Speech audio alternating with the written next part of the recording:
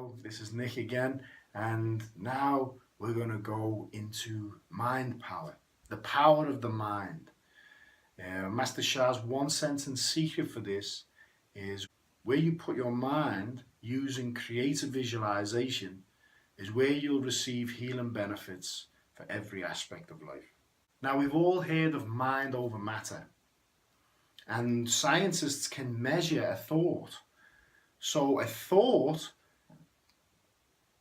when we look at it from a scientific point of view, everything in our reality holds its own vibrational signature.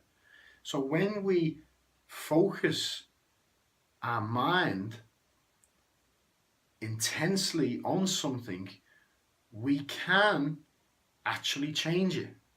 Okay? And Master Shah always says it's good to visualize a golden ball, a jindan in Taoist terms, a golden ball in the lower abdomen. And the more we can train our mind to focus there all the time, the more we create this golden ball, which is key for longevity. And the essence of meditation, in fact, is to control the mind.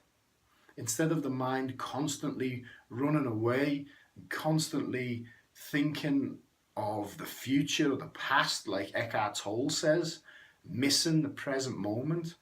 And essentially, we only use a small percentage of our brain's capacity and capability. So that's what meditation is. It's learning to train the mind to control the mind and apply it by focusing on a single point. And Master Shah says throughout your day, you can be in constant meditation. You can be doing constant longevity practice just by this one technique alone. You visualize a golden light ball in your lower abdomen, or your kundalini, or your first soul house, your first chakra, which is in the base of the body between the anus and the genitals. There's an acupuncture point there. You visualize a fist-sized golden light ball, fist-sized energy center there. This is a real key energy center, because this is like the pump that builds energy throughout all of the 7 chakras and the Wajja, which is round the back. I just want to point on mind power, the power of the mind. If we look at Cleve Baxter's work, he's shown that nature is actually telepathic. And in this video, I'll show you also how thoughts trigger emotions and how emotions affect everything in our body and our surroundings. This is a water droplet that you're going to see. And in this water droplet, a frequency is being pumped into this water droplet. As the frequency is mirrored in the droplet, you'll actually see the geometric patterns in that droplet.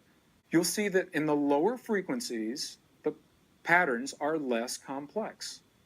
And in the higher frequency, the patterns are more complex. And we'll begin with simply the concentric patterns in the water.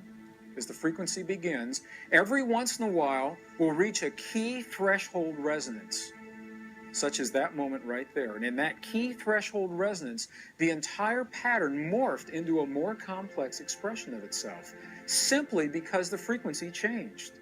Now watch what happens. The frequency is still increasing. And watch what happens. As we reach another key threshold resonance, this entire pattern will morph into a beautifully and more complex pattern of itself.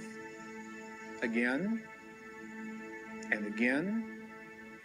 And look at this pattern right here. Look what you're seeing right here. Look at the beautiful geometry. Here is a perfect cube. There's a perfect tetrahedron, a star tetrahedron. In 2 dimensions, we've got the octahedron. Very powerful images of sacred geometry held in place simply because we've achieved the vibratory pattern that allows that in this water droplet. You know, you've been offered many times the concept that thought is vibration. Have you ever considered that emotion is vibration? Feeling is vibration. We are always feeling something. We are always emoting something. We may not always be aware of what that is. We carry those patterns with us. As we hold a feeling and an emotion, what we're doing is we are holding a vibratory pattern in the liquid crystal of our bodies.